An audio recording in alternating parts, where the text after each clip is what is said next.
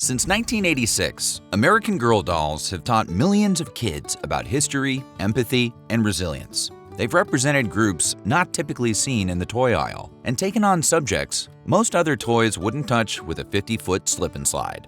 At the same time, they can't seem to go more than a few years without stepping into some controversy. And that's why today we're taking a look at American Girl, the doll that can't seem to stay out of trouble.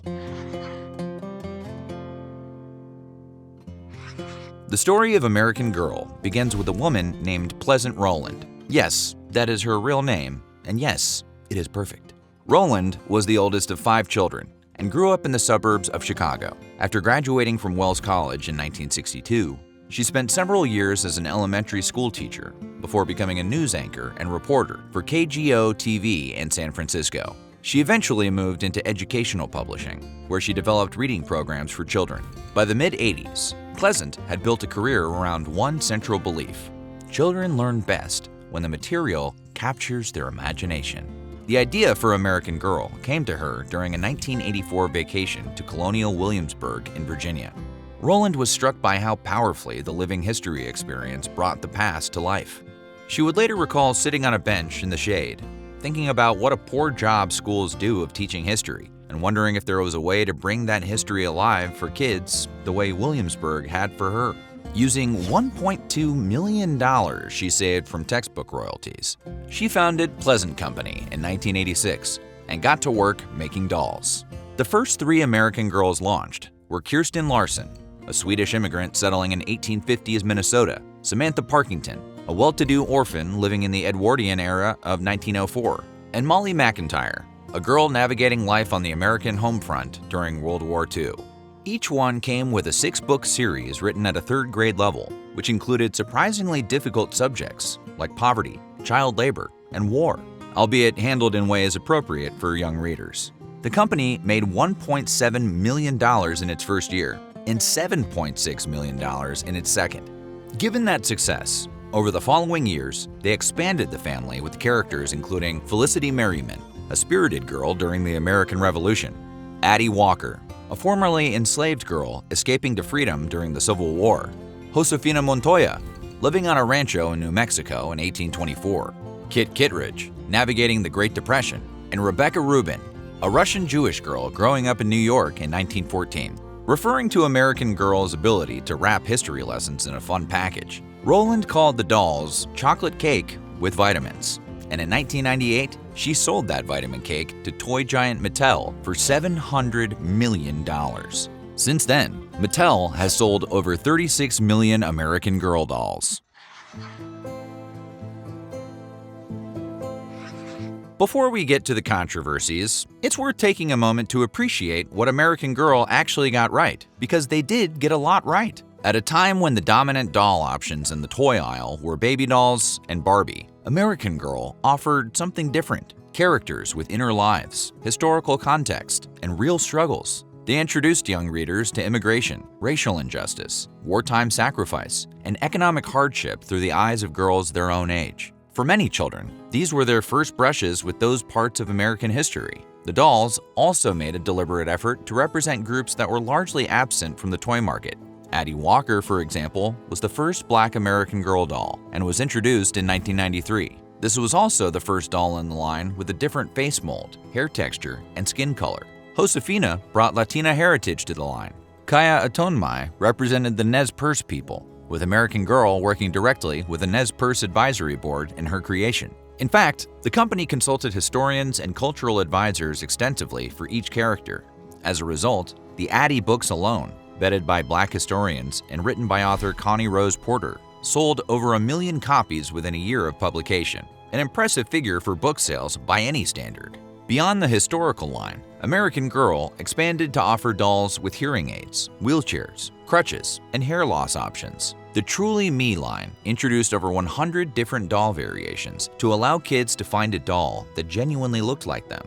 And these variations weren't afterthoughts. They were built right into the brand's stated mission from the beginning.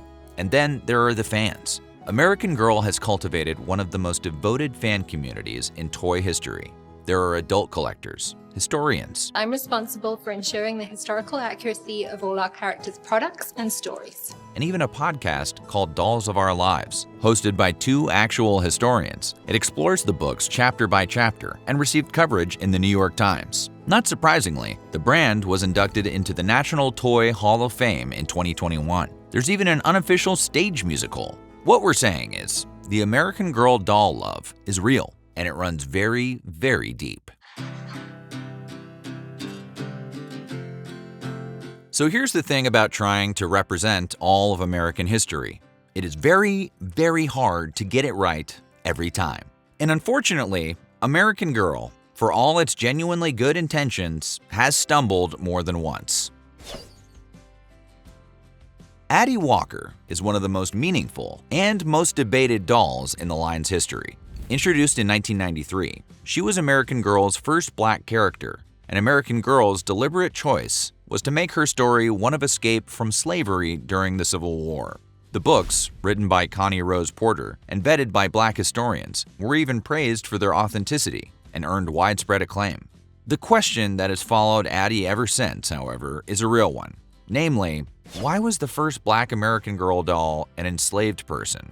Many in the African American community didn't particularly love the idea that the first doll to look like them was defined by bondage, even if her story was ultimately one of courage and liberation. As writers and scholars have noted, there's a meaningful difference between a story that includes slavery and a story whose very premise positions a black girl as someone escaping rather than living freely. In other words, the concern wasn't that Addie's story wasn't important or beautifully told. It was about what it means to make slavery the entry point. American Girl's second black historical character, Cecile Ray, was notably different. Cecile was a well-to-do free black girl in New Orleans, and the contrast was not lost on anyone.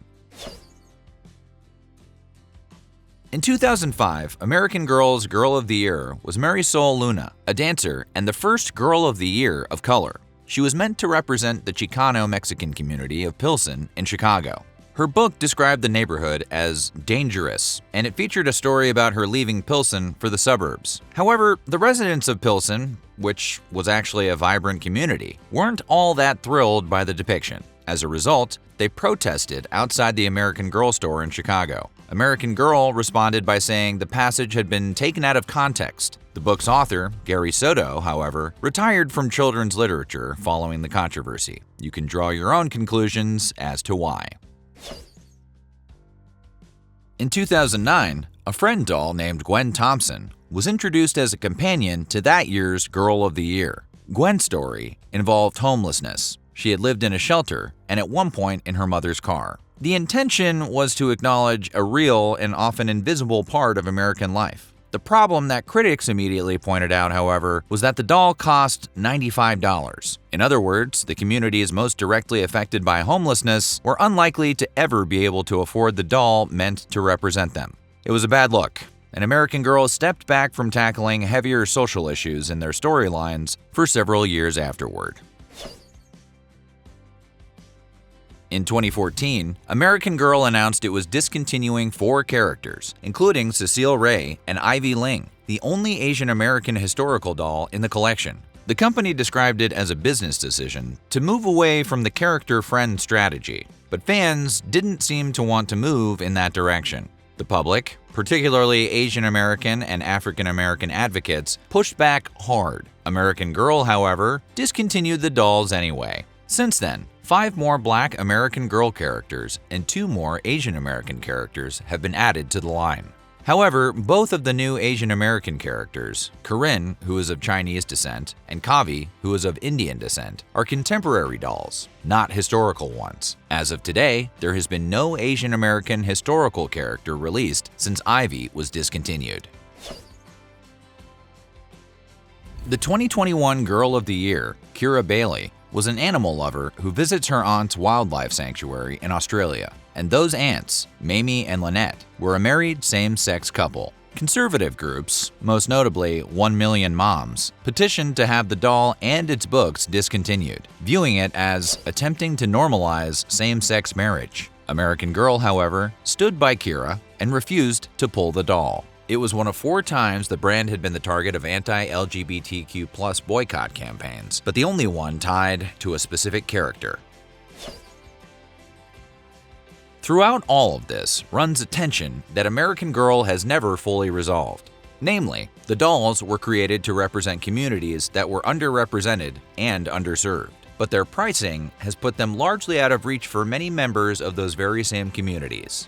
A standard 18-inch American Girl doll today, for example, starts at $135, and that's not including accessories. A beach car accessory for the doll costs $275, and the flagship store experience in New York City, with a doll salon, cafe, and photo studio, can easily run $600 for a single visit. In other words, across most of the brand's history, the high price and limited retail locations have meant that the dolls are often completely inaccessible to the very communities they're designed to honor. A doll that represents a homeless girl costs nearly $100, and a doll representing immigrant communities requires a trip to a flagship store in a major city or an online order that isn't in the budget for many families.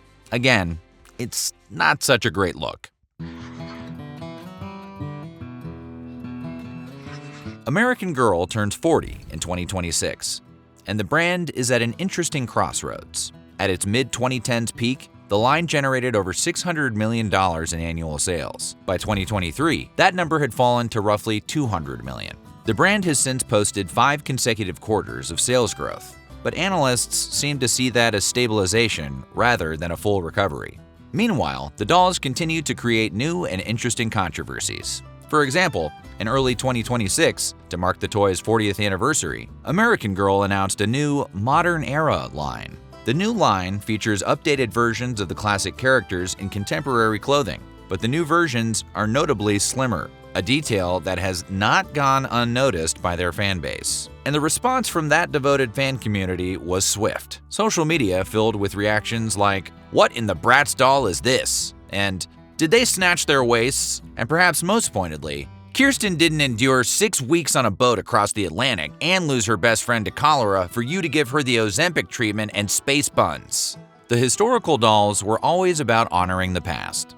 In that spirit, the fans now seem to feel that should include honoring the pasts of the dolls themselves. American Girl was built on a belief that history matters, that representation matters, and that children deserve stories that take them seriously.